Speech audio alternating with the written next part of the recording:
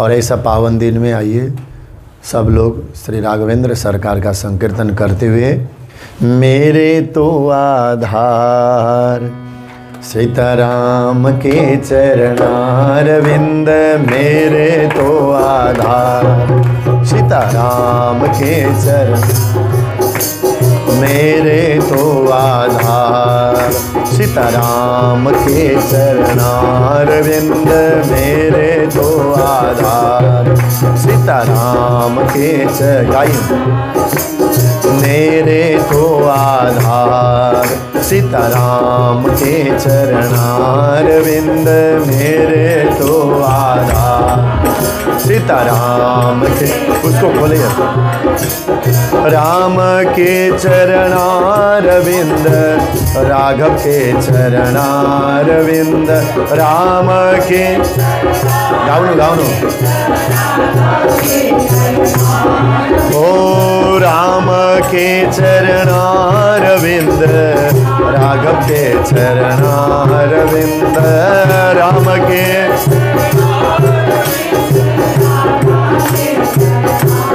ओ मेरे तो आधार सीताराम के चरणारविंद, मेरे तो जय हो ओ मेरे तो आधार सीताराम के चरणारविंद, मेरे तो आधार सीताराम।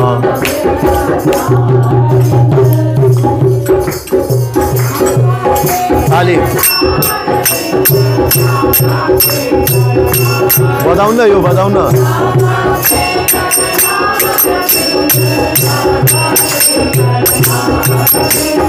राम के चरणारविंद, राघव के चरणारविंद, राम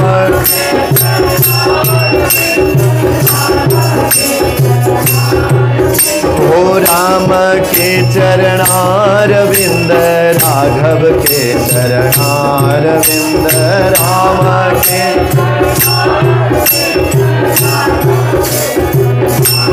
ओ मेरे तो आधार सीताराम के चरणारविंद, मेरे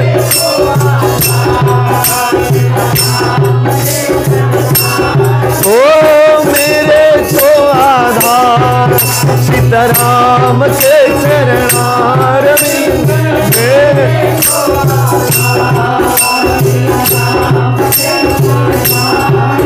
ओ मेरे तो आधार सीताराम के चरणारविंद, ओ मेरे तो आधार राम के चरणारविंद, राघव के चरणारविंद, राम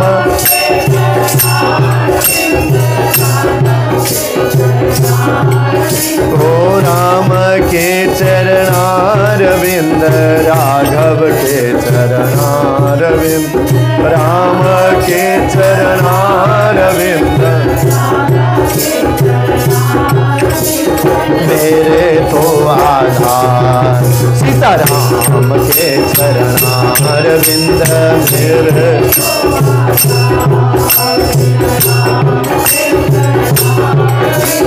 राम के चरणारविंद, राघव के चरणारविंद, राम के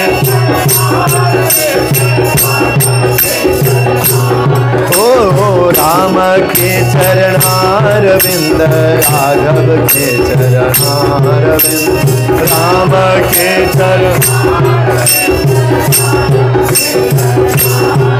ओ मेरे तो आधार सीताराम के चरणारविंद, मेरे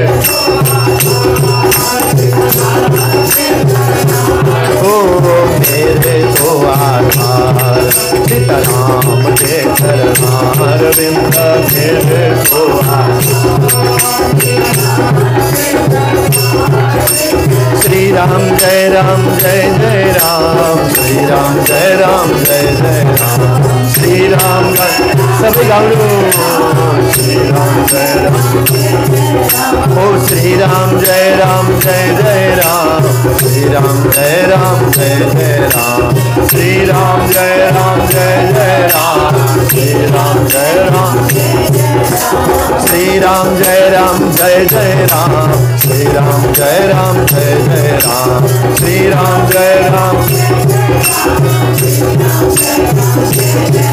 ओ श्री राम जय राम जय जय राम, श्री राम जय राम जय जय राम, श्री राम जय राम जय जय राम, श्री राम जय राम, ओ श्री राम जय राम जय जय राम, श्री राम जय राम जय जय राम, श्री राम जय राम जय जय राम, श्री राम जय राम, श्री राम जय राम जय जय राम, श्री राम जय राम जय जय राम, श्री राम जय राम,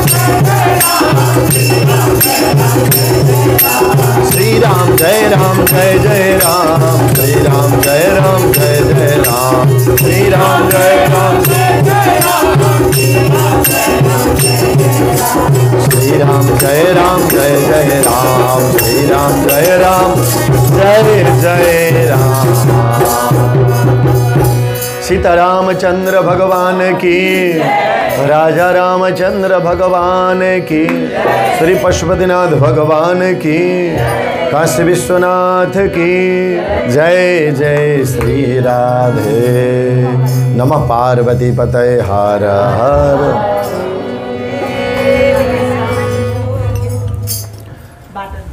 परम सौभाग्य नेपाली की हिंदी में दुईटे में हिंदी में थोड़ा प्रॉब्लम तो होगा, मैं प्रयास करूँगा।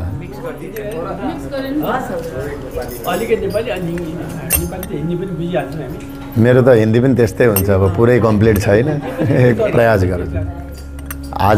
आज परम सौभाग्य हमें मिल रहा है बेलायत के पावन धरा और बेलायत के सबसे प्राचीन और पुराना जो ये श्री राम दरबार और अनेकन देवी देवता के सामने में बैठकर हम आज सत्संग के लिए समाहित यहाँ हो रहे हैं। ऐसा पावन दिन यहाँ पे जो विराजित है भगवान श्री रामचंद्र और अनेक देवी देवताओं के चरणों में मैं वंदन करता हूँ और प्रणाम करता हूँ। और इस मंदिर के ट्रस्टी, यो मंदिर को संपूर्ण हमारा समिति का मेंबर्सहरू जसले जिन्होंने आज ऐसा प्रयास करके बेलायत के इस पावन धरा पर सब हमें भगवत दर्शन और हम नेपाल और भारत में जितने भी हम भक्त लोग हैं और अपना दर्शन के लिए सहज किया, संपूर्ण मेंबर ट्रस्टी परिवारहरू इस मंदिर के अहिले ट्रस्टी मेंबर्स जसको यो समायोजनमा हाम्रो कार्यक्रम भइरहेको छ। आदरणीय बाल मुकुन्द जोशी, आदरणीय आनन्द आचार्यज्यू र श्रद्धेय हाम्रा राजन जी, सुदर्शन जी, वहाँका सपत्नीहरू र पूज्य हाम्रो यहाँ विराजित हुए शास्त्री जी को भी मैं प्रणाम करता हूँ, आपको भी, और जिन्होंने ये सुंदर म्यूजिक और हारमोनियम और ढोलक में जो बैठे हुए हैं गुरुजनों को भी मैं वंदन करता हूँ। नेपाल और भारत के सब भक्त सज्जनों, जय श्री राम। एक बार बोलिए ना, थोड़ा जोर से बोलना पड़ेगा, जय श्री राम। कि देहु शांति। हम लोग जहाँ भी हमारा जो सनातन धर्म है और जो दर्शन है, अगर हम कहीं भी जाएं और कहीं भी रहे, धरती से लेकर के अंतरिक्ष तक का कोई शांति चाहता है तो हमारा धर्म है और सनातन धर्म है, पूर्वीय दर्शन है। इसे सभ्यता लेकर के आप सब लोग यहाँ पे और अपना वर्किंग करते हैं, व्यवसाय करते हैं और थोड़ा सा समय निकाल करके भगवत दर्शन भी हो जाता है। तो हामीहरू कस्ता छौं भने यो धरतीदेखि लिएर अन्तरिक्षसम्म हामी सर्वत्र सबैको शान्ति चाहन्छौँ। सर्वे भवन्तु सुखिना। थोड़ा सा स्केल दीजिए तो शास्त्री जी, थोड़ा स्केल। सर्वे भवन्तु सुखिना सर्वे सन्तु निरामय सर्वे भद्राणि पश्यन्तु मा कश्चित् दुःखभाग् भवेत्। सबैलाई शान्ति, सबको शांति हम चाहते हैं, हमारा दर्शन चाहता है। हिंदू धर्म और वैदिक सनातन धर्म के अलावा और कोई ऐसा धर्म नहीं है और किसी को शांति और किसी को सुख के लिए प्रार्थना करते हैं। सिर्फ हमें ही एक दर्शन है जो सबको प्रार्थना करते हैं, सर्वे भवन्तु सुखिना।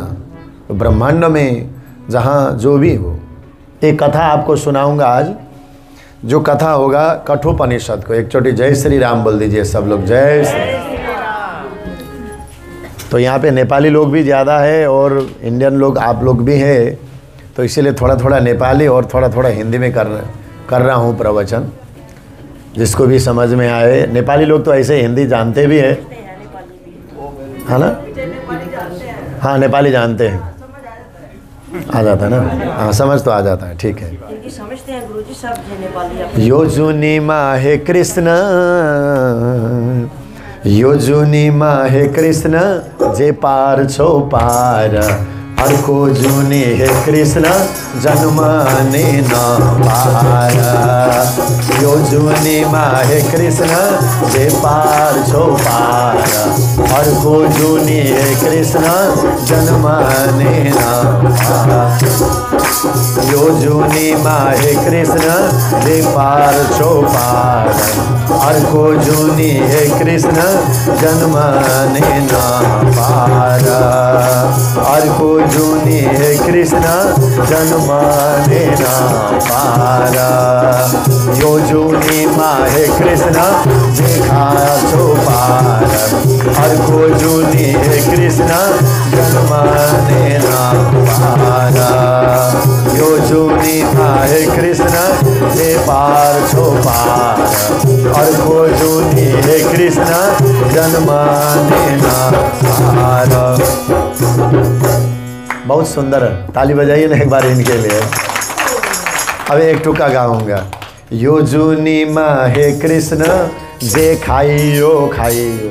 अगर कुछ गलत भी खाए फिर हमें खाना न पड़े, एक छोटी जय श्री राम बनने वाला समय, फिर ऐसा कुछ गलत खाने के लिए ना मिले, ऐसा प्रार्थना करते हैं।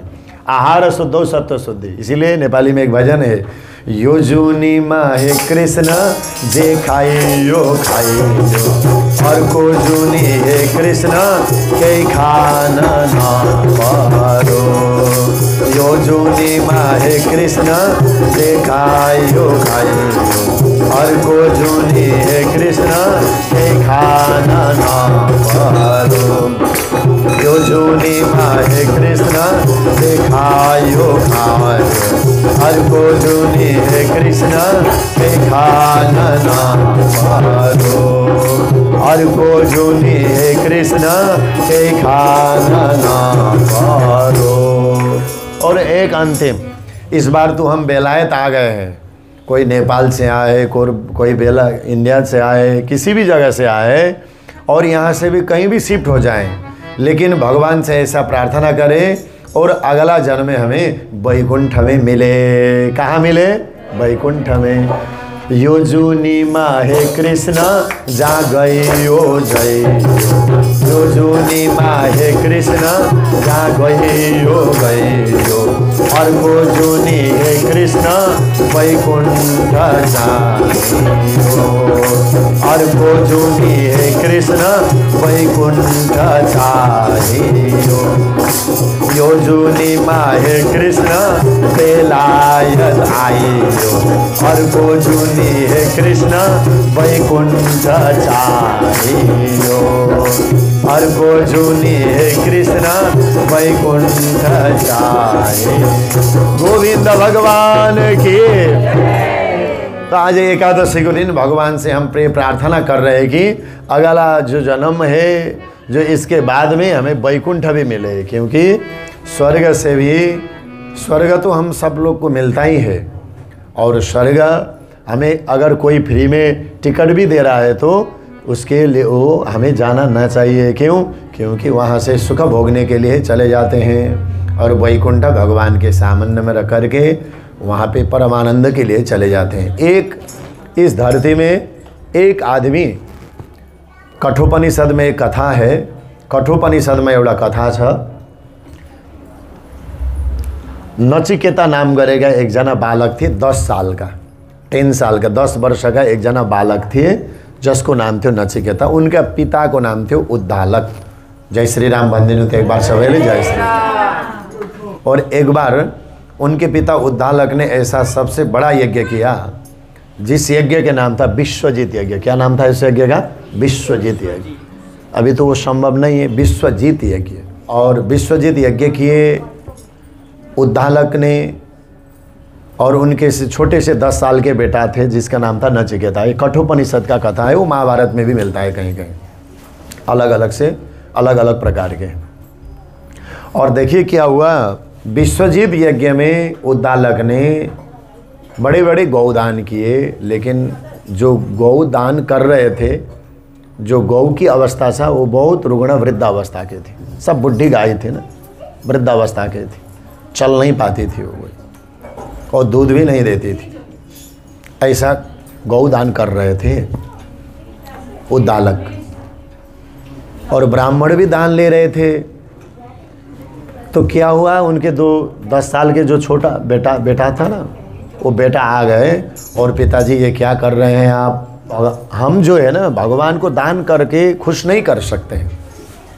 भक्त्या तुष्यति केवलम न च गुणैः भक्ति प्रियो माधवा।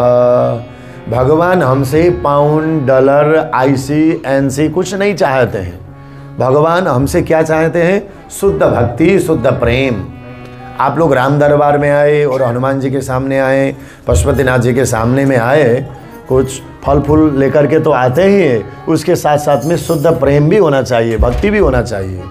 हम अगर पदार्थ दे रहे हैं और भगवान को कहते हैं कि हम अपना मानते हैं, भगवान उसको स्वीकार नहीं करते हैं। एक बार जय श्री राम बोलिए ना। समझ में आ रहा है ना सबको? हाँ, तो क्या था कि वो बेटा ने कहा कि आप ये अच्छा नहीं कर रहे हैं, दान देना है तो अच्छा चीज़ दान दीजिए ना, जो काम लगे, जो प्रयोग में आ जाए। तो ऐसा चीज़ दान करके आपको कौन सा वैकुंठ लोक मिलेगा? आप जो यज्ञ कर रहे हैं ठीक है, लेकिन जो दान दे रहे हैं अपने बेटा को बचा करके, ये अच्छी बात नहीं है। ऐसा किया, बार बार 3 बार किया, तो पिताजी गुस्सा में आ गए। पिताजी का नाम क्या था? उद्दालक। वो गुस्से में आ गए। 10 साल का बेटा ने जब इतना ब्राह्मणों के सामने में और सब लोग के सामने में कह रहा है कि ये गलत है, ऐसा गाय दान करना ना चाहिए, जो चल नहीं सकती, जो दूध नहीं देती, और ऐसा गाय दान दे करके कोई पुण्य होने वाला भी नहीं है। देखिए, हम लोग कभी कभी दान करते हैं, वो अच्छी बात है। क्यों? क्योंकि दान करने से अपना अहंकार नष्ट हो जाता है ना। एक हमें फूल लेकर के आएंगे और भगवान को भेंट करेंगे, फल लेकर के आएंगे, कुछ देंगे तो हमारा अहंकार नष्ट होगा। दान करने से भगवान को द्रव्य नहीं चाहिए, मैं कह रहा था। तो हमारा जो अंदर अहंकार रहता है ना, भीतर अहंकार अंदर, वो अहंकार नष्ट हो गया। मैं भी दान करने लगा, मैं भी पुण्य करने लगा, ऐसा होकर के अंदर भक्ति और दया और करुणा, ये क्या होता है, अंदर अपने आप बन जाता है, और मनुष्य तो उसमें दिखने लगते हैं। बेटा ने कहा, नचिकेता ने, पिताजी सब तो दान कर रहे हैं, अब बोलिए मुझको आप किसको दान कर देते हैं, किसको दान देना चाहते हैं? 3 बार कहा, मुझे किसको दान दे रहे हैं आप, मुझे किसको देंगे? ऐसा करके 3 बार कहा। तो पिताजी गुस्से में आकर के कहा, तुमको हम सूर्य के पुत्र यमराज को देंगे। जय श्री राम बोलिए एक बार से। देखिए, गुस्सा करना अच्छा नहीं है ना। यज्ञ कर रहे हैं और गुस्सा कर रहे हैं तो अच्छी बात नहीं है। एक माताजी थी, वो पूजा कर रही थी, पूजा के बाद में हनुमान चालीसा करती थी वो माताजी, एवरीडे, प्रत्येक दिन। और हनुमान चालीसा करने लगी। श्री गुरु चरण सरोज रज निज मन मुकुर सुधारी, बरनौ रघुबर विमल जसु जो दायक फल चार। कितना सुंदर हनुमान चालीसा कर रही थी, लेकिन बहू ने क्या किया, उधर जो किचन था ना, वहाँ से को भाड़ा बर्तन जो गिरा दिया, तो सासू माँ को गुस्सा आ गया और कहने लगी, है बहू क्या कर रही हो तुम, उधर डांट करके फिर हनुमान चालीसा महावीर विक्रम बजरंगी कुमति निवार सुमति के संगी कर रहे। बोलो जय श्री राम बोलना पड़ेगा भाई। तो श्री गुरु चरण को श्री गुरु चरण ही होना चाहिए ना। तो इसीलिए हम पूजा करने लगे, दान कर रहे हैं, यज्ञ कर रहे हैं, और फिर भी गुस्सा कर रहे हैं, तो पूजा का मतलब ही क्या हुआ। कोई लोग कहेंगे पूजा में बैठा है, भक्ति वहाँ नहीं है, हमारा श्रद्धा नहीं वहाँ टिक रहा है ना। इसीलिए हमारा श्रद्धा, दया, करुणा वो भी भगवान के सामने रहा है, तो हम अच्छे भक्त हैं। तो पिताजी ने क्या किया, मैं तुमको सूर्य के पुत्र यमराज को देता हूँ। तो दो कथा आता है कठोपनिषद में। एक तो पिताजी ने ऐसा कहते ही जो उद्दालक के बेटे थे नचिकेता, उनको स्वप्न की तरह हो गया वहाँ पे। और कठोपनिषद में कह रहा है, कठोपनिषद कहता है कि वो उद्दालक वहाँ से चले गए। कहाँ? चलते चलते चलते चलते कहाँ? यमलोक तक पहुँच गए। कहाँ तक? यमलोक तक पहुँच गए चलते चलते, क्योंकि अपने पिताजी ने दान कर दिया। सूर्य के पुत्र तुम यमराज के हो, मैं दे देता हूँ। मरने के लिए नहीं कहा, दान कर रहे हो कि नहीं, क्योंकि यमराज के पास तो हम मर करके चले जाते हैं ना यमलोक, तो ऐसा मानते हैं हम लोग। लेकिन वहाँ पे उनके पिता ने क्या कहा कि तुमको हम यमराज को दे देते हैं, मरने के लिए नहीं कहा। फिर यहाँ पे वो भी समझना चाहिए, तुमको हम यमराज जी को दे देते हैं। तो यमराज को दिया पिताजी आपने, मैं चला जाता हूँ करके उद्दालक के बेटे नचिकेता चलते चलते चलते चलते चलते यमलोक चले गए। देखिए कैसी बात है, आप लोग को मालूम नहीं होगा, हमारे धर्म ग्रंथ में जो यमलोक तक चल करके गए कौन कौन है, उनके नाम बताऊं। एक तो उद्दालक है, उद्दालक के बेटे नचिकेता है, अभी जा रहा है। और दूसरा है सत्यवान की पत्नी थी जिसके नाम था सावित्री। बट सावित्री व्रत रखते हैं ना आप लोग बहुत सारा, वो सावित्री कहाँ तक गई हो? यमलोक तक चल करके गई है। एक तो सावित्री भी यमराज के पीछे चली गई यमलोक तक, और ये नचिकेता कठोपनिषद में कथा आता है, और ये भी चले गए वहाँ तक यमराज के द्वार तक। और यमराज के द्वार में जा कर के वो खड़े रह गए, वहाँ पे खड़े रह गए। लेकिन यमराज जी 3 दिन तक उनको दर्शन नहीं दिया। किसको? नचिकेता को। और खड़े रहे वहाँ पे। देखिए एक बात तो आपको समझना चाहिए, कभी कभी हमारे यहाँ अतिथि आ जाते हैं तो उनको कुछ खिला करके भेजना चाहिए ना, आतिथ्य करना चाहिए। अतिथिर्यस्य भग्नाशो गृहाधिपति निवर्तते, सतस्मै दुष्कृतं दत्वा पुण्यमादाय गच्छते। अगर हम अतिथि को स्वागत सत्कार नहीं करेंगे और कुछ भी जल से भी, वाणी से भी, पानी से भी, किसी से भी उनको आदर सम्मान नहीं किया, तो क्या होता है? शास्त्र कहते हैं सतस्मै दुष्कृतं दत्वा। जो अतिथि है ना, उसके साथ में जो दुष्कृत मतलब जो पाप है, वो घर में ऑटोमेटिक आपसे आप रहता है। और जिन घर में जो कुछ खिलाए पिलाए नहीं, वहाँ के पुण्य वो अतिथि के सामने में चला जाता है, जिसको हमने कुछ नहीं खिलाया, और पुण्य हमारा उस अतिथि के सामने बढ़ जाता है। तो इसीलिए सम्मान करते हैं, अतिथि देवो भवः। अतिथि को देवता मानते हैं हम लोग। अभी बेलायत में तो ये संभव नहीं है। एक बार जय श्री राम बोल दीजिए, सबको होटल में ही व्यवस्था हो जाएगा। फिर भी अतिथि का मतलब क्या है? जिसको कोई तिथि नहीं है और किसी का मिति नहीं है, और टेलीफोन भी नहीं किया, फ़ोन भी नहीं किया मैं आ रहा हूँ, लेकिन अपने आप जो आ गए उसको हम अतिथि बोलते हैं। वेलायत में तो ऐसा संभव नहीं है। तो फिर भी महत्व हमें समझना चाहिए। आज अतिथि बन करके नचिकेता चले गए कहाँ पे? यमलोक के द्वार पर पे खड़े हो गए ना। कितना पावर, कितना शक्ति। पिताजी ने कहा जाओ यमराज के पास, चले गए, मरने के लिए नहीं, मर करके नहीं। और जीवित चलते चलते यमराज जी के सामुन्ने में द्वार में खड़े हुए। अच्छा देखिए ना एक बात, कितना सुंदर बात है। क्या यमराज ने स्वागत नहीं किया, लेकिन हुआ क्या, यमराज के जो दूत होता है ना द्वार पे खड़े रहता है गार्ड, उन्होंने कहा बैठने के लिए कहा, नचिकेता बैठे भी नहीं, वहां जाकर के बैठे भी नहीं, 3 दिन तक खड़े रह गए, खड़े वहां पे द्वार पे। अरे यमराज जी ने कहा ये तो बहुत भूल हो गया। मैं यमराज जी ने क्या किया, दौड़ करके आ गए अपने द्वार पे, जहाँ पे उद्दालक के बेटे नचिकेता खड़े थे। और यमराज जी ने आकर के पूछा, तुम 3 दिन तक मेरे द्वार पर रहे हो, 3 दिन तक क्या पिया तुमने, क्या खाया यहाँ पे? तो नचिकेता ने एक ही बात कहा, मैंने आपके यहाँ पे आकर के कुछ नहीं खाया, कुछ नहीं पिया, खाया तो आपका पुण्य से हम यहाँ पे खड़े हैं। यमराज जी ने कहा तुम 3 दिन तक मेरे द्वार पे खड़े हो, डोर पे खड़े हो, इसीलिए तुम वरदान मांगो। नचिकेता तुम वरदान मांगो, 3 दिन तक मेरे द्वार पर तुम रहे हो, 3 वरदान मांगने के लिए कहा। और क्या क्या मांगा वो समझ लीजिए बहुत ध्यान से, एक बार जय श्री राम बोल दीजिए ना सब। 3 वरदान नचिकेता ने क्या मांगा, हे यमराज जी पहला वरदान मुझे यह दीजिए, क्या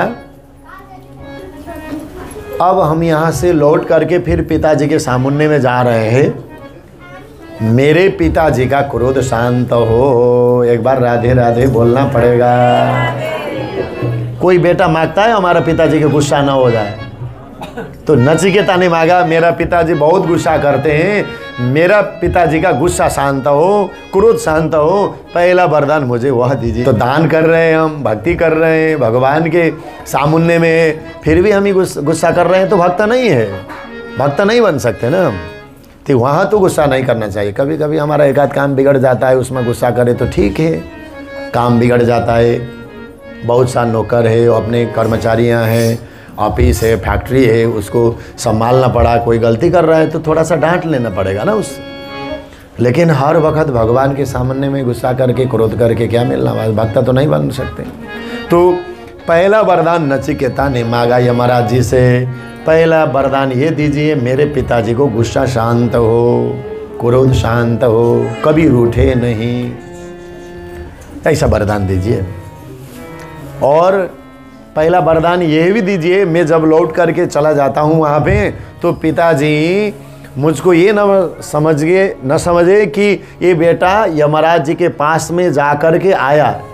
ऐसा लगता है ना यमलोक से अगर कोई आ गया तो हम तो भाग जाएंगे, नहीं कोई कहे तो हम तो यमलोक से आए तो सब लोग भाग जाएंगे डर के मार से, तो भूत बन के आया है, पिशाच बन के आया है यमलोक से, सब डर जाएंगे।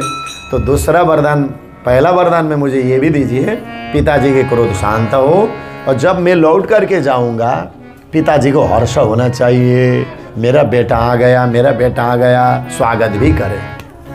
उनके मन में ये यमलोक गया था, यमराज जी से मिल करके आया, ऐसा भी नहीं होना चाहिए। तो यमराज जी ने कहा तथास्तु, ऐसा ही होगा। क्या कहा, ऐसा ही होगा। अब दूसरा वरदान मांगो। अब दूसरा वरदान क्या चाहिए तुम्हें मांगो। तो दूसरा वरदान के रूप में नचिकेता ने मांगा कि हे धर्मराज जी मुझे एक बात जानना है, तो देवता लोग स्वर्ग में कैसे रहते हैं,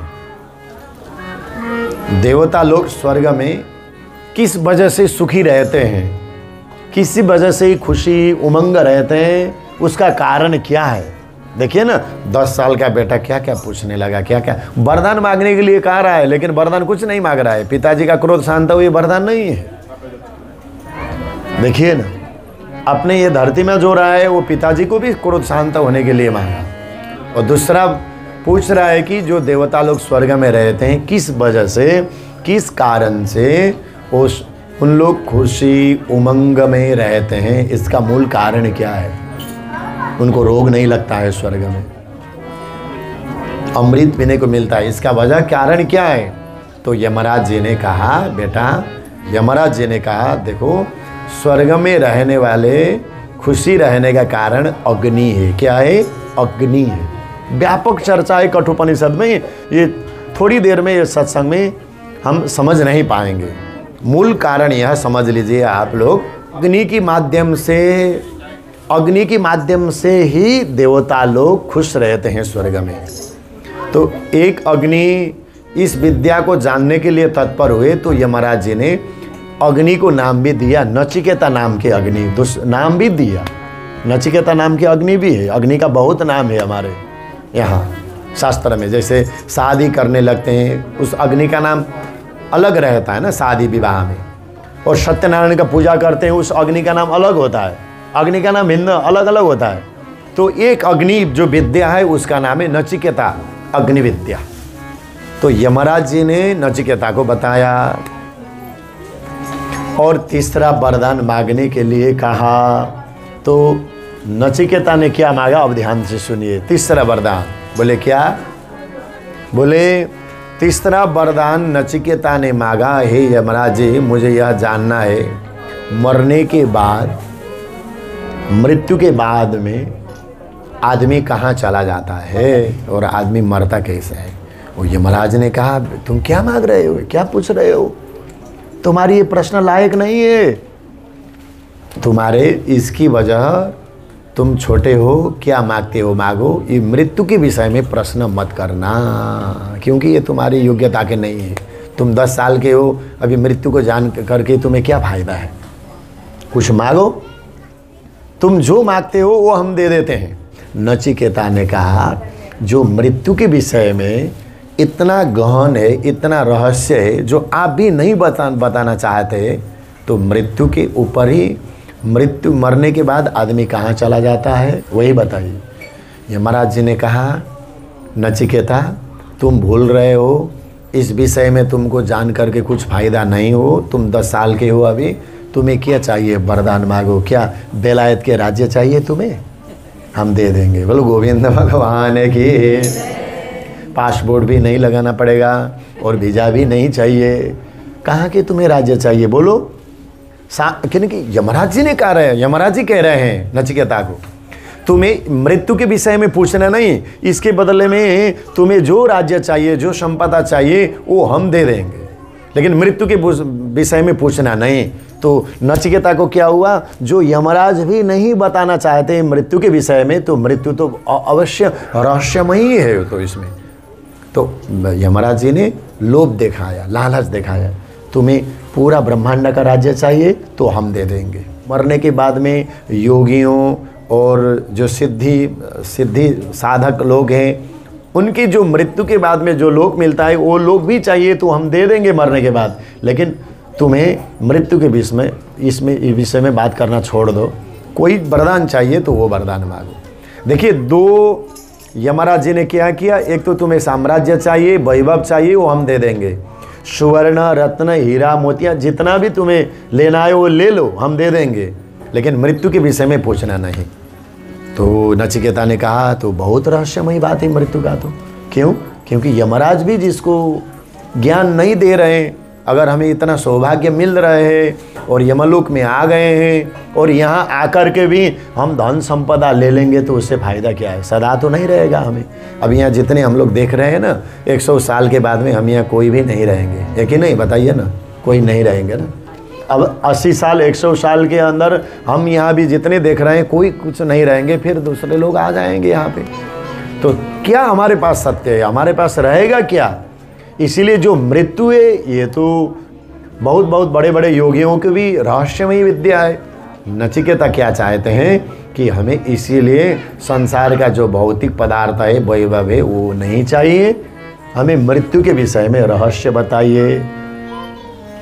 योग्य अगर हम गुरु मिल रहे हैं तो ये दधी जी आ गए, इनको ताली बजा दिए एक बार। एक दधी आचार्य जी आ गए हैं, बहुत सेवा किया है इन्होंने कल तक भागवत में, तो अभी आ गए हैं, स्वागत करते हैं। बोलो गोविंद भगवान की। तो सज्जनों, अब देखिए, तो यमराज ने कहा, बेटा तुमको साम्राज्य कहीं का वैभव नहीं चाहिए और सुवर्ण हीरा मोती भी तुम्हें नहीं चाहिए, मृत्यु की जो रहस्य उसको जानने के लिए तुम इच्छुक हो।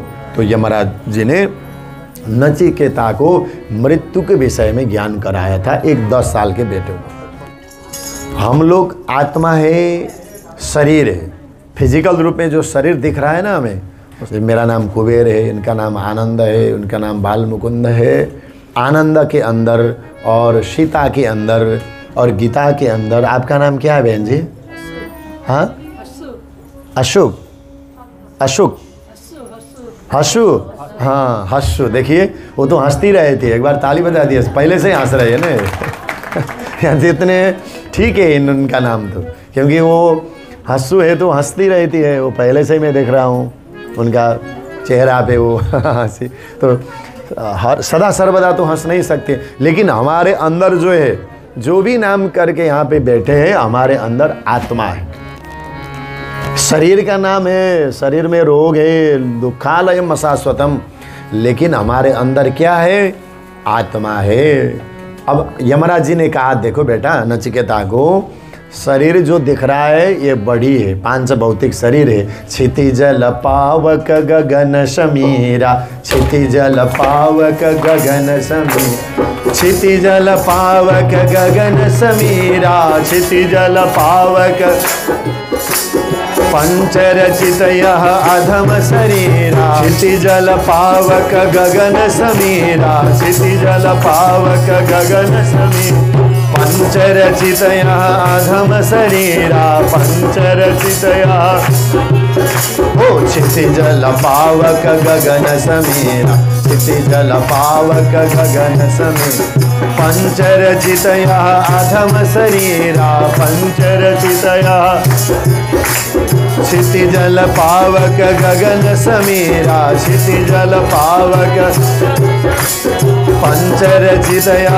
अधम शरीरा, पंचरचितयः अधम, क्षितिजल पावक गगन समीरा, क्षितिजल पावक, क्षितिजल पावक गगन समीरा, क्षितिजल पावक गगन समीरा। सज्जनों, तो ये जो दिख रहा है ना, ये पांच भौतिक शरीर है। इसको क्या बोलते हैं? पांच भौतिक शरीर। क्षिति जल पावक गगन समीर, पंचरचित, ये पांचों पदार्थ से बना हुआ है। जो दिख रहे खा रहे, इसके अंदर आत्मा है। कुबेर के अंदर क्या है? आत्मा है। हस्सु के अंदर क्या है? आत्मा है। आनंद के अंदर क्या है?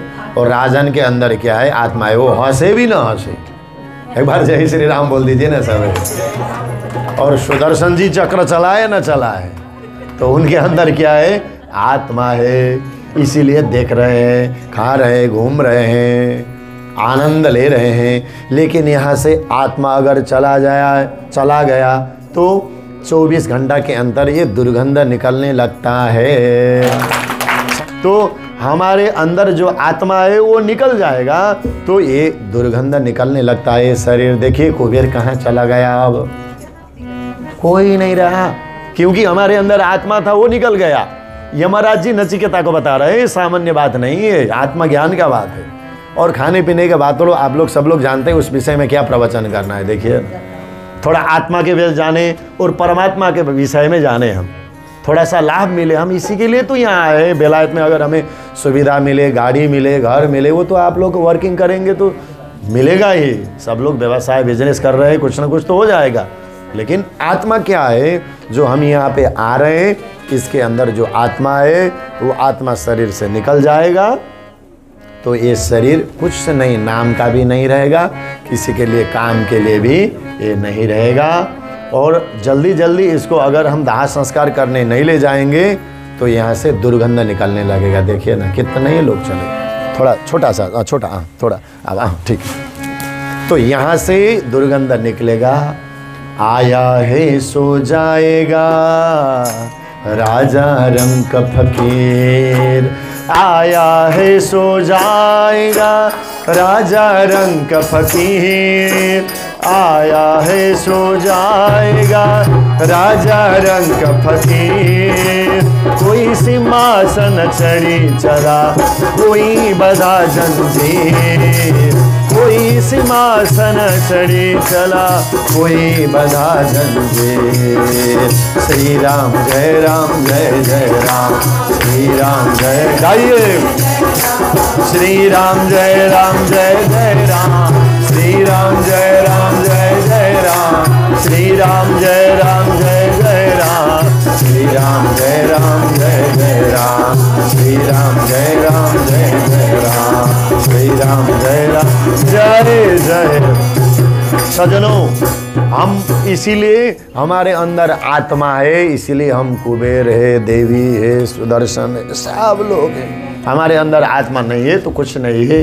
जल्दी से जल्दी करके इसको दाह संस्कार देंगे, इलेक्ट्रिक मशीन में जलाएंगे। यहाँ पे तो इलेक्ट्रिक हुआ है ना, लकड़ी तो नहीं मिलेगा ना, यहाँ पे इलेक्ट्रिक है ना, शब्दाह विद्युतीय शब्दाह में इसको क्या करते हैं, भस्म बना देते हैं। इसीलिए सोचिए हमारे अंदर आत्मा है, वो आत्मा निकल के चला जाता है। अब एक बात और समझ लीजिए, यहाँ पे मेरा शरीर दिख रहा है यहाँ पे, और आप लोग का जो शरीर दिख रहा है, इस शरीर का नाम क्या है, स्थूल शरीर है।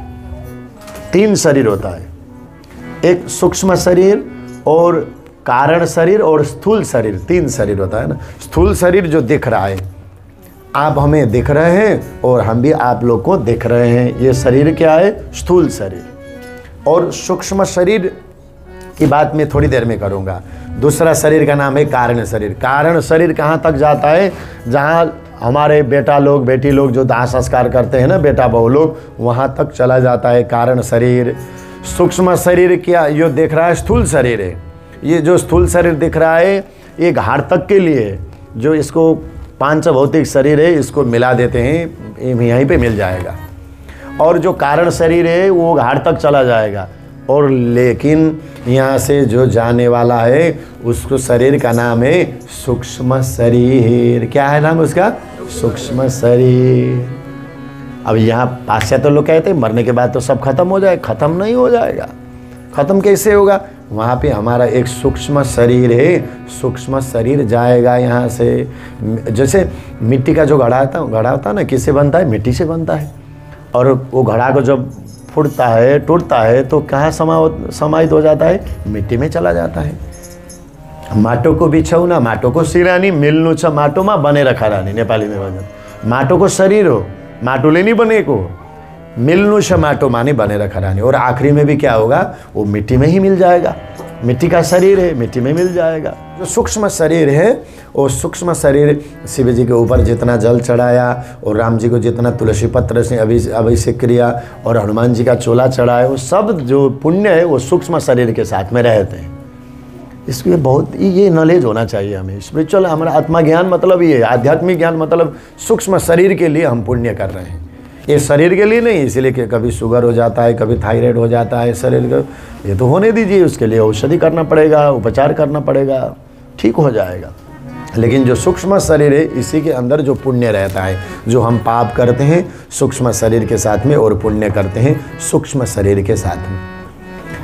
एक बात समझ लीजिए, इसीलिए हमारा जो पुण्य है वो सूक्ष्म शरीर के साथ में और पाप जो है सूक्ष्म शरीर के साथ में रह करके वो रहता है परमात्मा के हम हमसे। गोस्वामी तुलसीदास जी रामायण में क्या कहते हैं, ईश्वर अंश जीव अविनाशी, ईश्वर अंश जीव अविनाशी, चेतन अमल सहज सुख राशि, चेतन सहज सुख राशि, चेतन अमल सहज सुख राशि, ईश्वर अंश जीव अविनाशी, ईश्वर अंश जीव अविनाशी, ईश्वर अंश जीव अविनाशी, ईश्वर।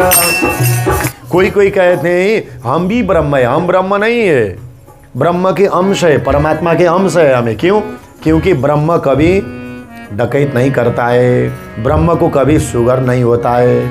भगवान को शुगर होता है, थायराइड होता है, तो हमें होता है क्योंकि हम अंशी है, भगवान को नहीं। हम परमात्मा के अंश है। तो भस्मीभूतस्य देहस्य, शरीर भस्म हो जाता है लेकिन आत्मा नहीं, वो तो ठीक बात है। आत्मा कभी जलता नहीं है, आत्मा कभी मरता नहीं है।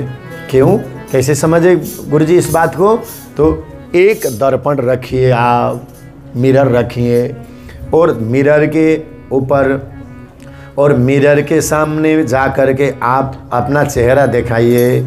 अगर एक मिरर हो तो एक ही दिखेगा, क्या, एक ही शरीर दिखेगा। मुन्ने में 100 मिरर है, आप एक है, लेकिन मिरर क्या है, 100 है तो आप 100 दिख जाएंगे। 1000 मिरर आईना दर्पण रखेंगे तो दर्पण के सामने आप लोग चले जाएं तो आप भी 1000 देखेंगे ना, 1000 देखेंगे। और करोड़ मिरर रखेंगे, आप एक आदमी उस मिरर दर्पण के आगे सामने में चले जाएं 1 करोड़ देखेंगे। है तो आप एक है ना, ये परमात्मा एक है। परमात्मा के मिरर दर्पण के अंदर जो उपस्थित हम सब जीवात्मा अनेकन है। गोलो गोविंद भगवान के स्थलचर नवचर जलचर जितना भी वो सब परमात्मा के अंश स्वरूप है। लेकिन दुर्लभो मानुषो देहो देहिनाम क्षण भंगुरः। ये मानव जीवन दुर्लभ है, और जीवन दुर्लभ नहीं है। और किसी भी जोनी में चले जाएं हम उस दुर्लभ नहीं कहते हैं। बड़े भाग्य से मानुष्य तन पावा, तुलसीदास जी। इसलिए बड़े भाग्य से क्या हुआ, ये मानव देह हमें मिला है। इसीलिए हम भौतिक शरीर के लिए और कारण शरीर के लिए ना जिए, हम थोड़ा सा जल चढ़ाएं। श्रावण मास है, जन्माष्टमी है, एकादशी है, व्रत करेंगे, फास्टिंग रखेंगे, और क्या है, सूक्ष्म शरीर के लिए। जैसे अब आखिरी समय में हम आ रहे हैं ना। अच्छा सुनिए, हमारे पिताजी ने 100 रुपया दिया। 100 रुपया, चलो इंडियन ही समझ लो आप लोग। आपके पिताजी ने क्या किया, 100 रुपया दिया, बेटा जाओ तुम वो ग्रोसरी से शॉपिंग करके ये चीज़ ले आना। 100 रुपये दे दिया पिताजी ने, और हम चले भी गए और चले गए और वहाँ पे जाने लगे। जो सामान लेने के लिए पिताजी ने भेजा था वो लेने के लिए हम चले नहीं गए। गए कहाँ, वो एक जादूगर था, वहाँ पे जादू दिखा रहा था, है ना, कुछ दिखा रहा था। उसने सब जादू दिखाया, जादूगर ने जादू दिखाया, और जादू दिखाने के बाद में कहा कि पैसा मांगने लगा। वो जो बेटा था सामान लेने के लिए चला गया था, 100 रुपया जो पैसा था वो जादूगर को दे दिया। क्या कर दिया, जादूगर को दे दिया। और फिर बाद में पता चला कि उसको तो मैंने तो गड़बड़ किया। पिताजी ने 100 रुपया दिया था और सामान खरीदने के लिए 100 रुपये दिए थे, तो वो तो मैंने जादूगर को यही दिया, मैंने तो सामान नहीं खरीदा। तो इसीलिए वो चला गया वहाँ पे लौट करके। तो पिताजी ने कहा सामान लेके आया, तो उसने कहा पिताजी मैंने तो वो जादूगर जिसने माया दिखाया था। जादूगर क्या करता है, माया दिखाता है, जो है उसको छुपाता है, जो नहीं है उसको दिखाता है। जादूगर आप लोगों ने बहुत देखा होगा, यहाँ भी कहीं कहीं देख रहा था मैं, 1-2। तो अलग होगा, यहाँ का जादूगर वहाँ का जादूगर अलग होगा। तो उसने कहा कि पिताजी मैं तो भूल गया। तो 100 रुपया मैंने जादूगर को दे दिया, वो जादू दिखाने वाले को दे दिया। तो समझ लो सज्जनों, भगवान भी हमारा क्या है, पिताजी है। 100 रुपया दे करके भगवान ने हमें यहाँ पे भेजा है। 100 रुपया तो नहीं दिया, आप बोल रहे हैं 100 रुपया का मतलब है हमें 100 साल का भगवान ने उम्र दिया है। कितना साल का, 100 साल का उम्र दिया है। प्रेम से बजाइए सब लोग, ताली बजाना है तो। हाँ, स्वागत है आपको। हम बता रहे थे बाल मुकुंद जी, क्या नाम था, जय शर्मा। हाँ जी, जय शर्मा जी को एक बार ताली बजाई दे। ट्रस्टी मेंबर, बहुत अच्छा आप लोग आ गए। हाँ, प्रेसिडेंट, यहाँ के प्रेसिडेंट है, एक बार ताली बजा दीजिए इनको भी। और देखिए भगवान ने हमें 100 साल की उम्र दी है ना, 100 साल तक। देखिए अगर नेपाल भारत में होंगे तो 60-70 साल में हम ज़्यादा बुढ़े देखते हैं, यहाँ पे नहीं देखते हैं। मैंने एक बहुत अनुभव किया, यहाँ के लोग कुछ जैसे बुढ़े लोग चलते भी है, कुछ वो आगर लेकर के क्या बोलते हैं उसको, कुछ हेल्प ही नहीं कर सकते हम, वो नाराज़ हो जाते हैं वो लोग। हमें क्या कमजोरी दिखे तुमने। तो यहाँ पे क्या है कि आत्मनिर्भर है ना लोग, यहाँ के लोग, इसलिए ज़्यादा बुढ़े भी नहीं देखते हैं, मेहनत करते हैं, अपने आप में स्ट्रांग यंग रहते हैं, सब व्यवस्था पे अच्छी भी है यहाँ पे। तो इसीलिए भगवान ने हमें 100 साल के लिए उम्र दी है। 50 साल में 60 साल में हम तो बुढ़े हो गए, कुछ नहीं कर सकते, ऐसा कहना नहीं चाहिए। शतं जीवेम शरदः शतं प्रब्रवाम शरदः, वेद भगवान कहते हैं शतं जीवेम शरदः शतं प्रब्रवाम शरदः शतं दिनाः श्याम शरदः शतं भूयस शरदः शतातः। 100 साल के लिए हम कान से सुने, आँख से दिखें, 100 साल तक हमें करें। 100 साल की उम्र परमात्मा ने हमें गिफ्ट किया है, लेकिन वो दिया है, गिफ्ट किया है। क्यों गिफ्ट किया है? अच्छी चीज़ खरीदने के लिए। एकादशी का व्रत करो, ये अच्छी चीज़ खरीदने के लिए आए। जन्माष्टमी के दिन भगवान को उत्सव करो, भगवान को झूला में झुलाओ, तुम इसीलिए भेजे हैं। लेकिन हम यहाँ खा पी करके मस्त रहेंगे तो परमात्मा नाराज हो जाएंगे। एक बार राधे राधे बोलना पड़ेगा। थोड़ा प्रेम से बोल दीजिए ना, जय श्री राम, जय श्री राम। इसलिए तो हमको पुण्य करना चाहिए, व्रत करना चाहिए, भक्ति अनुष्ठान करना चाहिए।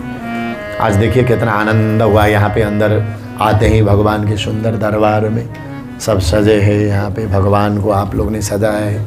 ऐसा कमेटी होना चाहिए, नेपाली होना चाहिए, है ना, इंडियन कम्युनिटी होना चाहिए। इसलिए परमात्मा ने 100 साल की उम्र हमें को भी गिफ्ट किया।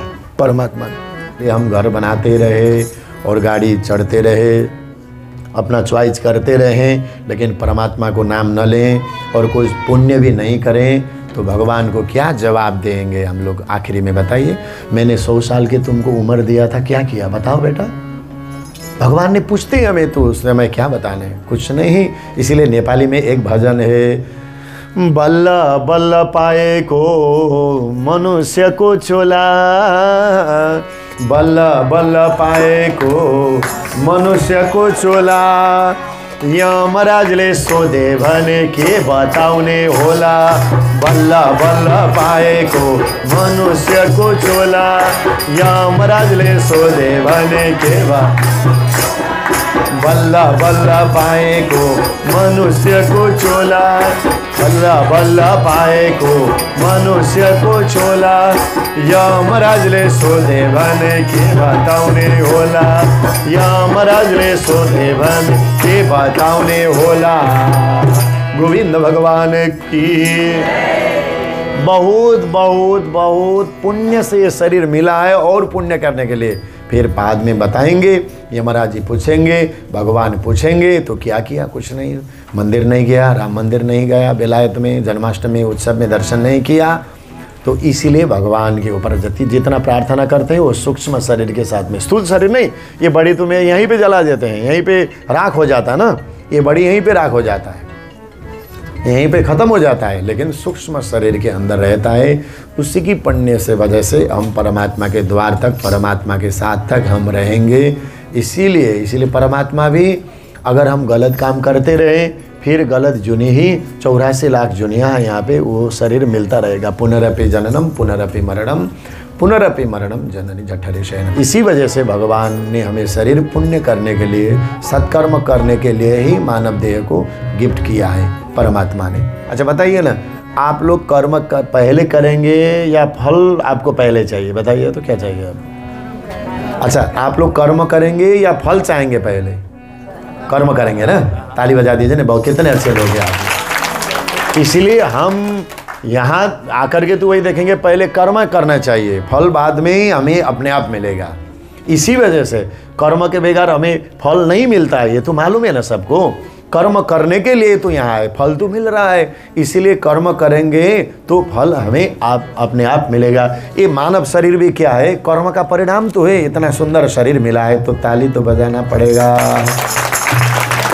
ये शरीर क्या है? अच्छा कर्म किया था, इसीलिए आज राम मंदिर में, बेलायत के राम मंदिर में, सबसे प्राचीन मंदिर यहाँ के, अभी तो बहुत जगह मंदिर हो रहा है, नेपाल भारत के लोगों ने, कम्युनिटी ने बना करके जगह जगह पे बना रहे हैं, अच्छी बात है। लेकिन यहाँ पे खड़े कि सुंदर कर्म की वजह से, कर्म किए तो फल हमें मिला। मानव देह तो फल है, एक घर होना, गाड़ी होना, सुख सुविधा होना, यही फल नहीं है हम।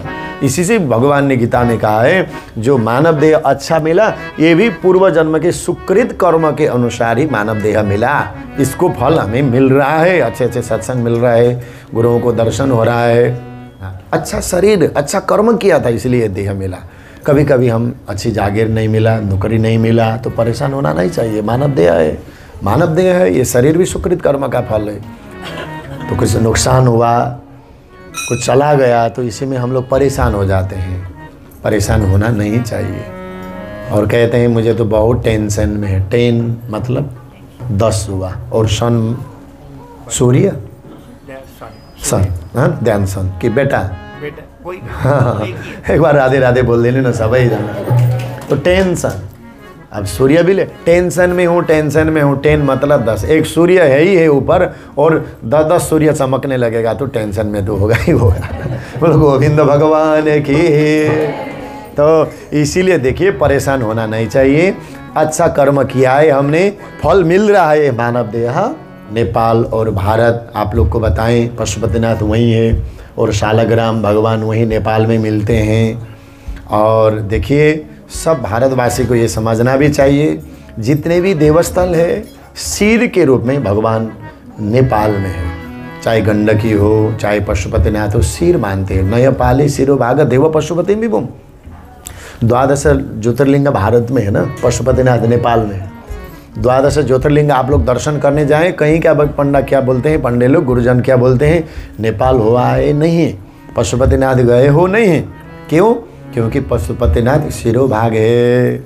अगर एक पशुपतिनाथ का दर्शन हो गया, 12 ज्योतिर्लिंग नहीं गया फिर भी फल मिलेगा। लेकिन पशुपतिनाथ का दर्शन हो जाएगा तो सब सिरोभाग का दर्शन होने से सबका दर्शन हो जाएगा, सबका दर्शन हो जाएगा।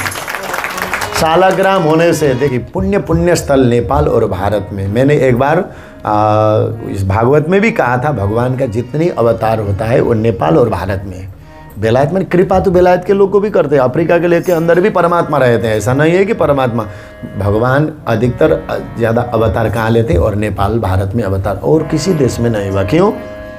यत्र नार्यस्तु पूज्यन्ति रमन्ति तत्र देवता। जहाँ नारियों का सम्मान होता है, जहाँ नारी का आदर दिया जाता है, भगवान भी उन्हीं के गर्भ में से प्रकट हो जाते हैं। नवरात्र में कन्याओं का पूजन होता है, इसलिए जहाँ नारियों का इज्जत होता है, रेस्पेक्ट होता है, सम्मान होता है, भगवान उसी देश में वहीं जन्मने वाले जो माँ है उनको परमात्मा बेटा बन करके प्रकट होता है। कौशल्या के कोख में राम बन करके खिलते हैं भगवान, और देवकी के गर्भ से भगवान कृष्ण बन करके आते हैं, क्योंकि नारियों का वहाँ पे सम्मान है और किसी धर्म में नहीं है। इसीलिए हम गौरवान्वित होना चाहिए। आज ऐसा सुंदर अवसर मिला और बहुत 2-3 दिन के अंदर ये सत्संग का समय अवसर मिला। अब बहुत दिन भी नहीं, हम कल तक तो भागवत में थे यहाँ पे विश्व हिंदू मंदिर में।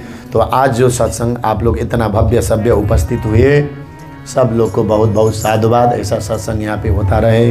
गुरुजन को आगमन मैंने बताया था, कल्पना जी आनंद जी ने यहाँ के बारे में, जगन्नाथ रथ यात्रा और विविध सत्संग होता रहता है यहाँ पे। ऐसा अवसर आप लोग को मिलता रहे और थोड़ा थोड़ा समय निकल करके भगवान को भजन भी करते रहना चाहिए और सत्संग भी सुनते रहना चाहिए। इसी से तो हम सर्वश्रेष्ठ न ये दो और शताम प्रसंगान मम वीर्य संविदो।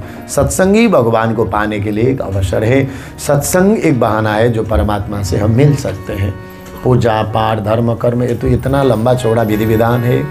भगवान का विग्रहों को दर्शन करते और ऐसा अवसर आपको बार बार मिले। ऐसा सुंदर अवसर हमें भी भगवान को दर्शन करने के लिए सो अवसर मिला। और ये जो बाल मुकुंद जी, आनंद जी और ये 4 लोग तो अपना है, ये साथ में वो राजन जी, सुदर्शन जी, और इसी वजह से आज ये सत्संग का भी अवसर मिला। आपको बहुत बहुत शुक्रिया। Thank you very much. त्यति तपाईहरु सबै यहाँ आइदिनु भयो, हाम्रो श्री राम मन्दिरको शोभा बढाइदिनु भयो। अब गुरुको सान्निध्यतामा हामीले यति रमाइलो कुराहरू सुन्यौँ, एकदम सार गर्ने कुराहरू सुन्यौँ। अब कार्यक्रमको अर्को चरणमा हाम्रो ट्रस्टी श्री उपेन्द्र शर्माजीलाई इन्ट्रोड्युस गर्न चाहन्छु। त्यसै गरी अब जय शर्माजी हाम्रो प्रेसिडेन्टलाई, हाम्रो गुरुजीलाई खाता बढाइदिन अनुरोध गर्दछु।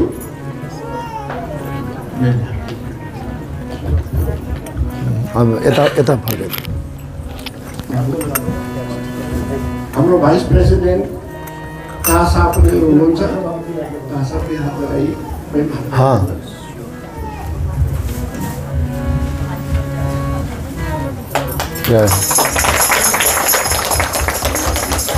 बहुत बहुत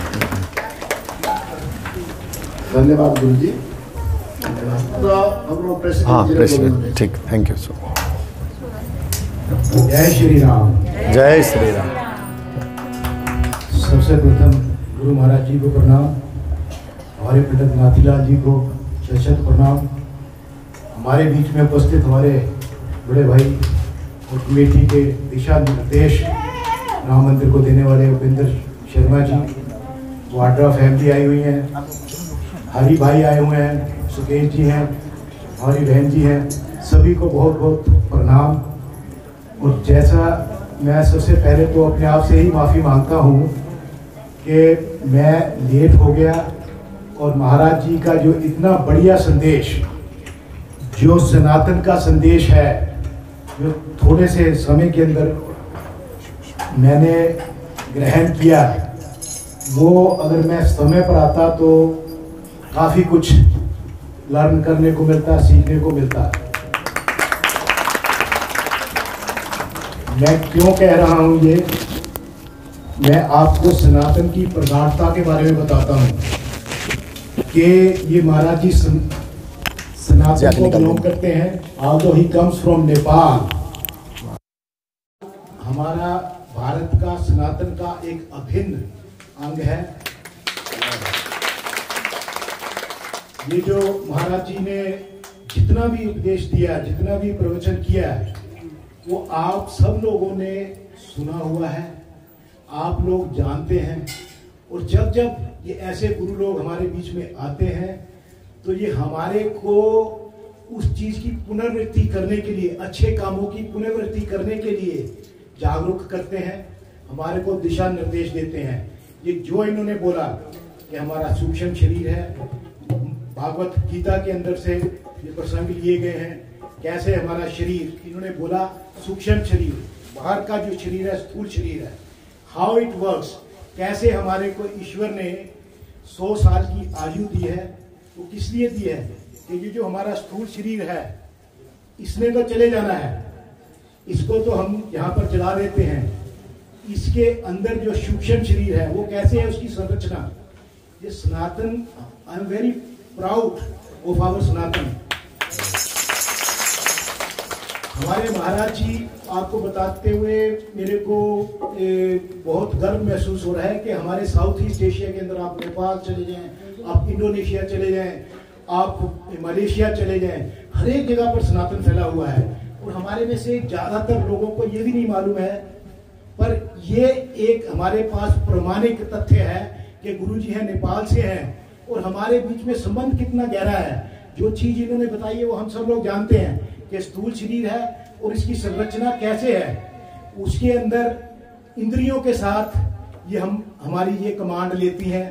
इंद्रियां जो है उनके ऊपर जाकर के मन है, मन जो है वो इंद्रियों को कंट्रोल करता है, मन को कंट्रोल करती है बुद्धि, बुद्धि से भी आगे जाकर के जो आत्मा है, आत्मा के अंदर ये सारी चीजें जो रजिस्टर होती हैं, जिसको ये महाराज जी हमारे को समय समय पर आकर के, हमारे जितने गुरुजन आते हैं वो यही बताते हैं कि अपनी बुद्धि से अपने मन को सही दिशा में लेके जाओ, वो मन फिर आपकी इंद्रियों को कंट्रोल करे। और जो एक्शंस है, जो स्थूल शरीर जो है हमारा, हाथ, हमारी आंखें, कान, बोलना, जो इन्होंने बताया कि ये 100 साल की जो हमारे को जीव दिया है, हमारे को जीवा का, आत्मा का, हमारा जीने का जो उम्र दी है, वो इसीलिए है कि इसको किस तरह से आप अच्छे ढंग से अपनी आत्मा को प्रसन्न करिए। जितने आप कार्यक्रम करते हैं, जो कर्म करते हैं, जो गीता में कहा है, वो कर्म हमारे सूक्ष्म शरीर जो आत्मा के अंदर है उसमें रजिस्टर होते हैं एंड वो कैरी फॉरवर्ड करते हैं।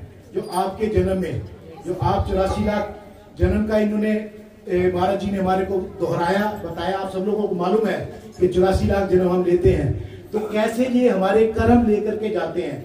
और कर्म जाते हैं आत्मा के साथ, जो आत्मा के अंदर रजिस्टर होते हैं, जो हम कहते हैं कि ईश्वर देखता है हमेशा, वो आत्मा उसके अंदर वो रजिस्टर होते रहते हैं और वो कैरी फॉरवर्ड करते रहते हैं। आत्मा जो है हमारे कर्मों को, जैसे हवा, वायु जो गंध को, दुर्गंध को लेकर के अपने साथ चली जाती है, ऐसे ही हमारी आत्मा जो हमारे अच्छे कर्म है, उनको अगले जन्म में हम क्या बनेंगे, कैसे बनेंगे, जो योनियां हैं, आप सब लोगों को मालूम है इन्होंने दोहरा करके हमारे को फिर से याद कराया कि आपको 100 वर्ष का जो भी जन्म दिया है उसको आप सही में उपयोग में लाएं। तो मैं एक बार फिर बहुत बहुत आभारी हूँ। ये साक्षात प्रमाण है हमारी सनातन की प्रगाढ़ता का। हमारे सनातन कितना बड़ा है। ये नेपाल के हैं, हम एक लैंग्वेज बोलते हैं, आई कुड अंडरस्टैंड द मंत्रा ये बोल रहे थे। इंडोनेशिया वालों के हम नहीं समझ पाते हैं, तो हमें लगता है कि शायद हम वो हमारे साथ के नहीं है। दैट इज सनातन। सनातन जीवित है और आप लोगों के यहाँ सम्मिलित होने से, आने से, पार्टिसिपेट करने से और गुरुओं का धन्यवाद करने से इसकी प्रगाढ़ता और इसकी कंटिन्यूएशन बनी रहेगी। मैं बहुत फिर से दोबारा से अपनी सारी कमेटी की तरफ से, हमारे ट्रस्टीज की तरफ से महाराज जी का बहुत बहुत आभार प्रकट करता हूं। और ये मैं बताता हूं कि ये हमारे पास प्रमाण है, सनातन, नेपाल और हिंदुस्तान एक ही है। एक ही कंट्री जो सनातन कंट्री बची हुई है, जो उसका थोड़ा सा वर्चस्व बचा हुआ है, that is Nepal. And we are very grateful. महाराज जी आप आए हैं और आपने आकर हमारे को उपदेश दिया, पुनरावृत्ति कराई हमारे कर्मों के बारे में। थैंक यू, धन्यवाद बहुत बहुत।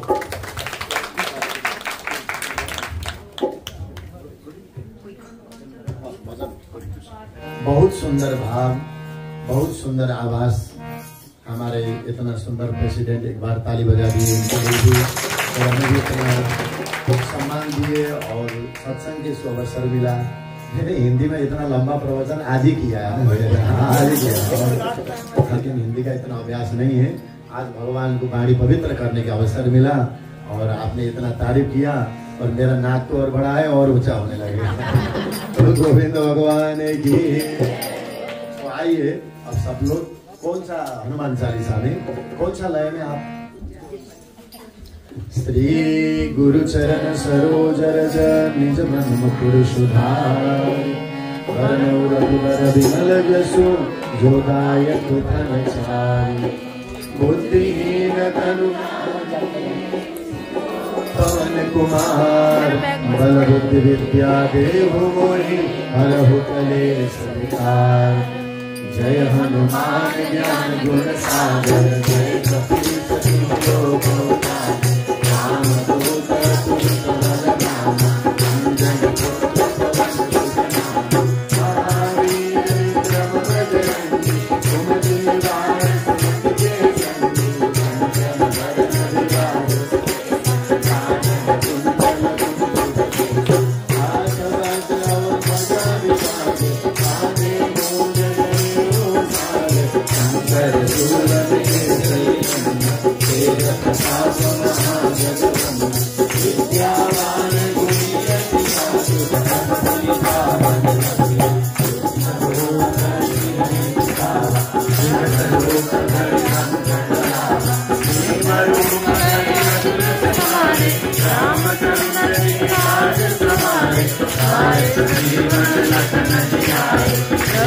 विराज